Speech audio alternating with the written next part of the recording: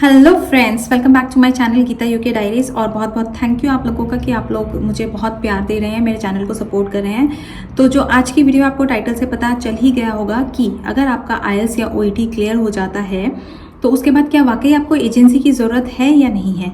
तो एक बहुत ही इंपॉर्टेंट क्वेश्चन आता है जो हम सबके माइंड में हमेशा ही रहता है। तो चलिए आज इसी वीडियो में हम ये सब एक्सप्लोर करते हैं कि आपको वाकई ज़रूरत है एजेंसी की या नहीं।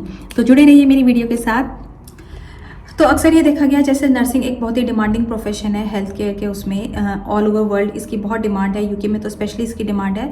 तो ये देखा गया कि जो एजेंसीज होती हैं वो नर्सेस को अपनी तरफ अट्रैक्ट करने के लिए कई अच्छे पैकेजेस देती हैं। जैसे वो आपको ये ऑफर करेंगे कि हम आपको ओईटी की क्लासेस दे देंगे या हम आपको आईएलटीएस की क्लासेस दे देंगे, हम आपको कोचिंग कराएंगे जब तक आपका एग्जाम क्लियर नहीं हो जाता, तो आप कितने भी टाइम उसकी कोचिंग कर सकते हैं। तो पर इसमें एक कंडीशन वो ये लगाते हैं कि जब आपका ओईटी आईएलटीएस क्लियर हो जाए तो उसके बाद आपको उसी एजेंसी के थ्रू रिक्रूटमेंट करना होता है। अब ये यहाँ पर दो चीज़ें उठती हैं। अगर आप बिल्कुल फ्रेशर हो और आप अपनी जेब से आईएलटीएस और ओईटी के पैसे नहीं लगाना चाहते तो ये फिर भी ठीक है कि आप चलो एजेंसी पकड़ लीजिए, क्योंकि आप अपनी आईएलटीएस के जितने भी आपने अटेम्प्ट के पैसे आपको खुद देने हैं, लेकिन जो कोचिंग के पैसे हैं वो आपकी एजेंसी देगी।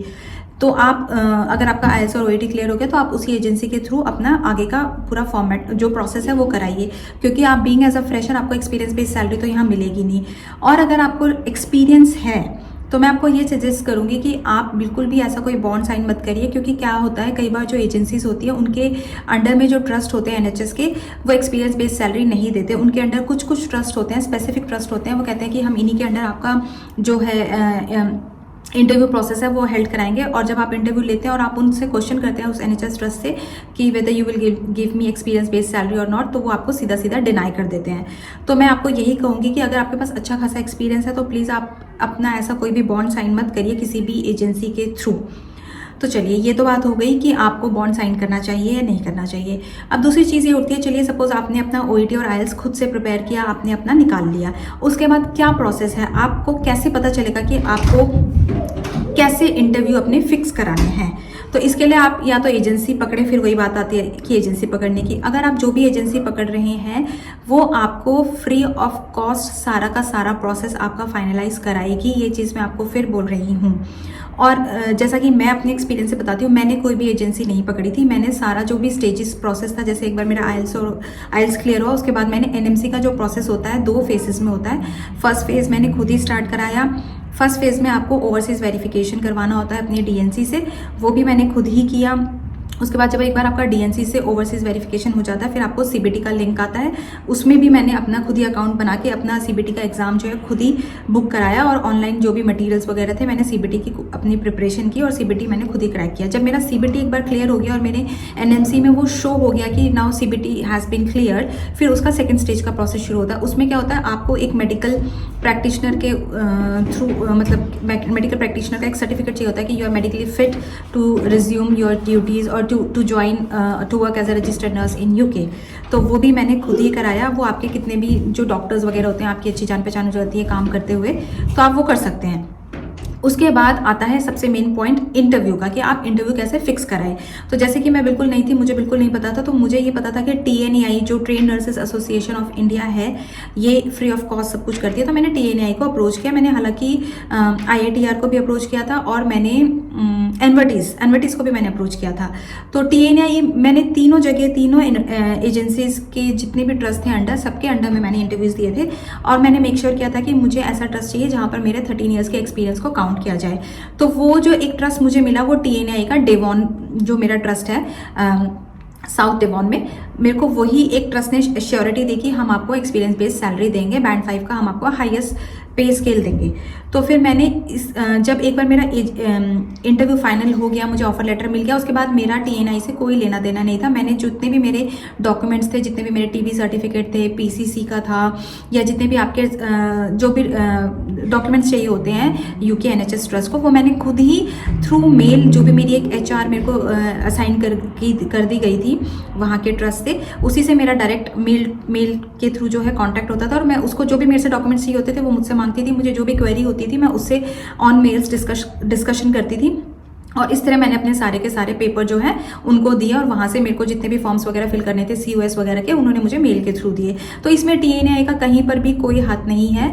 बस ये है कि उनका मेन जो रोल था वो ये था कि उन्होंने मेरा इंटरव्यू प्रोसेस जो है फिक्स कराया। तो उनके उसमें एक रिकॉर्ड हो जाता है कि हमने इतने लोगों का जो है रिक्रूटमेंट कराया। बाकी TNI वालों ने मुझसे कोई चार्ज नहीं लिया। तो मैं आपको बेसिकली यही कहना चाहती हूँ कि अगर आप जो है प्रोसेस स्मूथ करना चाहते हैं, कि आप खुद से हेडेक नहीं लेना चाहते कि NMC कराना है, क्या क्या स्टेप्स हैं, कैसे कराना है, तो आप एजेंसी के थ्रू जाइए, वो आपको एक प्रॉपर तरीके से गाइड कर देंगे। बाकी अगर आप खुद से जाना चाहते हैं तो आजकल नेट पे बहुत सारी यूट्यूबर्स हैं जो आपको बताते हैं कि अब आप ये स्टेज करिए, अब आपका ये रह गया, ये करिए, तो आप ये भी कर सकते हैं। और जो मैं आपको कहना चाहूँगी, आजकल NHS आप सोचोगे कि अगर हमें खुद से भी करना है तो हम इंटरव्यू का लिंक कहाँ से लें।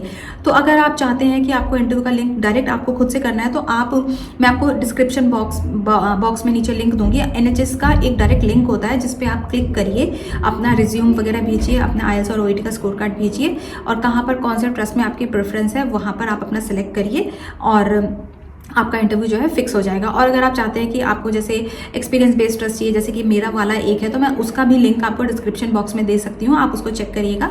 उसमें भी आपको अपना नाम वगैरह और अपना CV अपलोड करना है, फिर वहाँ से कोई आपको कांटेक्ट करेगा, आपका इंटरव्यू फिक्स कराएगा। तो इसमें इतनी कोई बड़ी बात नहीं है कि आप बिना एजेंसी के अपना जो होल प्रोसेस है UK आने का वो नहीं कर सकते। मैं आपके सामने एक जीता जागता एग्जाम्पल हूँ कि मैंने सारा प्रोसेस अपना खुद से किया है। हाँ, कहीं कहीं पर आपको जब गाइडेंस लेनी होती है तो आप किसी भी गूगल पे सर्च कर सकते हैं, क्योंकि सारा का सारा NMC ने अपनी वेबसाइट पे पूरा प्रोसेस जो है वो अपना दे रखा है। तो आपको कोई भी डाउट हो तो आप वहाँ जाके अपना क्लैरिफाई कर सकते हैं। तो बेसिकली मैं आपको फिर भी एक बार स्टेप्स बता देती हूँ। अगर आप इन केस चाहते हैं कि आप अपने आप करें तो सबसे पहला स्टेप है OET या IELTS क्लियर करना। जैसे ही आपके पास OET और IELTS का स्कोर कार्ड आ जाता है, आप अपना एक अच्छा सा CV बनाइए, रिज्यूम बनाइए, जिसमें आप लिखिए कि आपने कहाँ से अपनी 12th की है, 10th की है, कहाँ से आपने अपनी नर्सिंग की है या GNM की है, आपको कितने साल का एक्सपीरियंस है, कहाँ आपने काम किया हुआ है, and currently where are you working right now. आपको अपना CV बनाना है। उसके बाद जब आपका ये बन जाता है CV, साथ साथ आप अपना NMC प्रोसेस शुरू करिए, क्योंकि NMC प्रोसेस शुरू करने में भी थोड़ा टाइम लग जाता है। NMC के फर्स्ट स्टेज में आप अपने सारे डॉक्यूमेंट्स अपलोड करिए, आप अपना DNC का जो भी नाम, आपने नर्सिंग काउंसिल का नाम देना है वो दीजिए, और साथ साथ आप अपने DNC में या जो भी आपकी नर्सिंग काउंसिल है उसमें ओवरसीज वेरिफिकेशन पे जाके अलग से अपना प्रोसेस भी शुरू करिए। DNC वेरिफिकेशन में आपके 3500 रुपीज़ लगते हैं। उसमें वो आप अपने एक रिटर्न एप्लीकेशन आपको देनी पड़ेगी कि kindly do my overseas verification as I am interested in working in UK, और आपके पास NMC से एक लिंक आया होगा, प्लीज़ आप उसको वेरीफाई कर दीजिए। और आपको अपने 10th 12th और अपनी नर्सिंग के और अपना जो भी आपका ये DNC सर्टिफिकेट है ये सब आपको अपलोड करने हैं। बाकायदा वो एक रिटर्न ऐप वाली एप्लीकेशन भी आपको अपलोड करनी है, आपको फ़ी पे करनी है। उसके बाद आपका विदिन 7 डेज वो लोग कर देते हैं पूरा प्रोसेस, DNC वाले। तो जैसे DNC वाले आपको मेल करते हैं कि we have done your overseas verification, NMC वालों के पास वो लोग कर देते हैं। तो NMC वालों का आपके पास मेरा जैसे DNC वालों ने सुबह वेरीफाई कर दिया था, तो शाम तक मेरे पास NMC से CBT के लिए पियर्सन व्यू का लिंक आ चुका था। तो फिर उसी टाइम मैंने CBT के लिए पियर्सन व्यू में अपना अकाउंट बनाया, यूज़र नेम उन्होंने मुझे दिया था, पासवर्ड दिया, फिर मैंने अपना नया पासवर्ड जनरेट किया और मैंने एक डेट सेलेक्ट की कि मुझे CBT का एग्ज़ाम कब बुक कराना है। वो आप सेंटर के अकॉर्डिंग, आप कहाँ रहते हैं, आप सेंटर चूज़ कर सकते हैं, आप डेट चूज़ कर सकते हैं और आप टाइम चूज़ कर सकते हैं। उसकी फ़ीस 8000 रुपीज़ है। तो जैसे आपका CBT का क्लियर हो जाता है, साथ में आप, अब ये आपके ऊपर है, आप इंटरव्यू पहले भी दे सकते हैं CBT के बाद क्लियर होने से पहले, या आप CBT क्लियर होने के बाद भी अपना इंटरव्यू फिक्स करा सकते हैं। तो मैंने CBT से पहले ही अपना शायद इंटरव्यू फिक्स करा लिया था TNI के थ्रू से। तो आपको मैं लिंक दे देती हूँ डिस्क्रिप्शन बॉक्स में, आप उसके थ्रू भी अपना डायरेक्ट इंटरव्यू आप अपना फिक्स करा सकते हैं। तो उसके बाद जब मेरा एक बार मुझे ऑफ़र लेटर मिल गया, मेरा CBT भी क्लियर हो गया, उसके बाद जो मेरी HR की रिक्रूटर थी UK NHS ट्रस्ट की, उसको मैंने अपना IELTS का स्कोर कार्ड दिया, अपने सारे डॉक्यूमेंट्स दिए, अपना CBT का रिजल्ट दिया और NMC प्रोसेसिंग की स्क्रीनशॉट भेजी। उसके बाद उसने मुझे बोला कि आपको अपना एक तो TB सर्टिफिकेट कराना है और आपको अपना एक पुलिस क्लियरेंस सर्टिफिकेट कराना है। तो और आपको सेकंड स्टेज का प्रोसेस भी शुरू करना है। तो NMC की सेकंड स्टेज में क्या होता है, जब आपका CBT का रिजल्ट NMC में आ जाता है, आपकी सेकंड स्टेज प्रोसेस स्टार्ट हो जाता है। सेकंड स्टेज प्रोसेस में कुछ नहीं होता, वो आपसे एक GP का वो मांगेंगे email ID। तो तो फिर आपको अपने जीपी का ईमेल आईडी देना है। फिर एनएमसी वाले उसको उस जीपी को, जीपी मतलब डॉक्टर, यहाँ पर तो जीपी बोलते हैं, तो उस डॉक्टर को मेल डालेंगे। फिर वो डॉक्टर अपना जो है रजिस्ट्रेशन नंबर डालेगा और लिखेगा कि हाँ मैं इस बंदे को इतने टाइम से जानता हूँ और इसको कोई मेडिकल कंडीशन ऐसी नहीं है कि जिसके कारण ये यूके में काम ना कर सके। जब उसने आपको वेरीफाई कर दिया उसके बाद आपका एनएमसी का केवल एक जो सेकंड टाइम रह जाएगा वो रह जाएगा ऑस्की का। मतलब सीबीटी आपका क्लियर हो चुका है इंडिया से आते ही, फिर आपको ऑस्की का जो पार्ट है वो क्लियर करना है, वो आप यूके में आके क्लियर करेंगे। तो जब एक बार आपका पीसीसी हो जाता है, पीसीसी पुलिस क्लियरेंस सर्टिफिकेट, वो आप ऑनलाइन जो है पासपोर्ट सेवा में जाके ऑनलाइन पुलिस क्लियरेंस सर्टिफिकेट के लिए अप्लाई कर सकते हैं। उसमें कुछ नहीं, आपको अपने सारे डॉक्यूमेंट्स अपलोड करने हैं, पासपोर्ट अपलोड करना है और एक दिन आपका इंटरव्यू का होगा, एक दिन आपने जाना है और आपके फिंगरप्रिंट्स वगैरह लेंगे और विद इन 1 वीक के अंदर आपको पीसीसी पुलिस क्लियरेंस सर्टिफिकेट आ जाता है। उसके बाद आपको कराना है टीबी सर्टिफिकेट। टीबी के लिए आपको यूके के कुछ रिकॉग्नाइज हॉस्पिटल्स हैं, उनके थ्रू ही टीबी का आपको अपना एक्सरे का जो कराना है, क्योंकि आप किसी भी हॉस्पिटल में जाके अपना टीबी सर्टिफिकेट नहीं ले सकते हैं।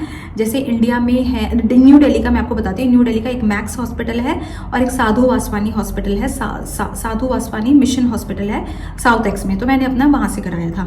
तो वो आपको सेम डे, आप जैसे अपना 2-4 दिन पहले वहाँ कॉल करिए कि मैं इतनी तारीख को, इतनी डेट को मैं अपना जो है टीबी सर्टिफिकेट के लिए मेरे को फिक्स करना है, आप अपना अपॉइंटमेंट फिक्स करिए, अपना आपको पासपोर्ट लेके जाना है और आपको अपना यूके का प्रेजेंट एड्रेस लेके जाना है। अब आप बोलेंगे कि मेरे पास यूके का प्रेजेंट एड्रेस कहाँ से आएगा, तो जो आपको ऑफर लेटर मिला होगा उसमें जो आपका ट्रस्ट का एड्रेस होगा वही एड्रेस आपका जो है वो चल जाएगा। तो आपको अपना एक ऑफर लेटर लेके जाना है। तो जब आप वहाँ जाएंगे तो आपको अपनी वहाँ फ़ी पे करनी है, शायद 2800 कुछ फीस है। सारी रिसिप्ट जितनी भी आपकी ये प्रोसेस में चल रही है, आपको अपनी IELTS की, एनएमसी की, टीबी की, ये सब आपको संभाल के रखनी है क्योंकि इसका आपको रीइंबर्समेंट मिलता है। तो आपको जैसे आप सुबह गए तो आपको दोपहर तक आपको टीबी सर्टिफिकेट मिल जाता है। उसके बाद अपने सारे डॉक्यूमेंट्स आप अपलोड करिए और अपने जो एम्प्लॉयर जो HR में जो आपसे डील कर रहा है उसको भेजिए। फिर वह आपसे COS का एक फॉर्म होता है वो फिल करने के लिए बोलता है, आप उसको भी फिल करिए। 2 रेफरेंसेस मांगता है, आप अपने रेफरेंसेस दीजिए। जब आपका सारा प्रोसेस हो जाता है तो वहाँ से आपको एक सर्टिफिकेट ऑफ स्पॉन्सरशिप मिल जाता है। जब आपको सर्टिफिकेट ऑफ स्पॉन्सरशिप मिल जाए और अगर आप गवर्नमेंट सर्विस में हो तो आप अपना रेजिग्नेशन डाल सकते हैं। सर्टिफिकेट ऑफ स्पॉन्सरशिप मिलने का मतलब है कि नाउ बहुत ही पक्का मतलब एविडेंस है कि अब आपने यूके आना ही आना है। फिर आपसे आपका जो वो HR है वो पूछेगा कि आप कितनी तारीख को यहाँ पे आना चाहते हैं, आप कितना टाइम लगाना चाहते हैं, कब तक आपका सारा जो रेजिग्नेशन प्रोसेस है वो पूरा फाइनलाइज हो जाएगा। उसके बाद उस दिन पे वो आपकी टिकट कर देते हैं और उसके बाद आप यूके में लैंड कर सकते हैं। तो बेसिकली यही सारा प्रोसेस है। तो मैं आपको यही बताना चाह रही थी कि अगर आप खुद से करना चाहें सारा प्रोसेस आप खुद से कर सकते हैं, बस आपको सारे स्टेप्स पता होने चाहिए कि आपको क्या कब कैसे करना है। और अगर आप एजेंसी के थ्रू भी जाना चाहते हैं, नो प्रॉब्लम, एजेंसी के थ्रू आपको प्रॉपर एक गाइडेंस मिलती जाएगी कि अब आपने ये ऐसे करना है, अब आपने ऐसे करना है। कहीं पर भी कोई आपको प्रॉब्लम होती है तो एजेंसी वाले आपको डेफिनेटली हेल्प करते हैं। बट प्लीज़ मेक श्योर कि वो एजेंसी आपसे बिल्कुल भी पैसे ना ले, क्योंकि ये जो ट्रस्ट होते हैं यूके के, ये ऑलरेडी उस एजेंसी को आपके आने के लिए कुछ अमाउंट देते हैं। तो आपको कुछ भी अपनी जेब से पे नहीं करना है, सारा का सारा आपको रिइंबर्समेंट मिलेगा।